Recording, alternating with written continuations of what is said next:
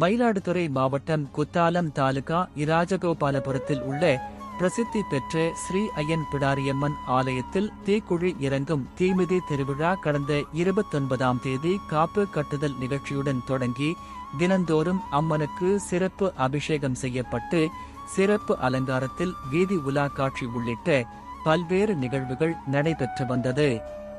அதனைத் தொடர்ந்து விழாவின் முக்கிய நிகழ்வான தீமிதி திருவிழா இன்று விமர்சையாக நடைபெற்றது. இதில் விரதம் இருந்த ஏராளமான பக்தர்கள் மஞ்சள் உடை உடுத்தி இராஜகோபாலபுரம் தர்மசாஸ்தா ஐயனார் ஆலயத்திலிருந்து புறப்பாடாகி கோவிலை வந்தடைந்தனர். அதனைத் தொடர்ந்து கோவில் முன்பு அமைக்கப்பட்டிருந்த தீக்குழியில் இறங்கி தீமிதித்து தங்கள் நேர்த்திக் கடனை செலுத்தினர். இதில் சுற்றுவட்டார பகுதிகளைச் சேர்ந்த திரளான பக்தர்கள் கலந்து கொண்டு சாமி தரிசனம் செய்தனர்.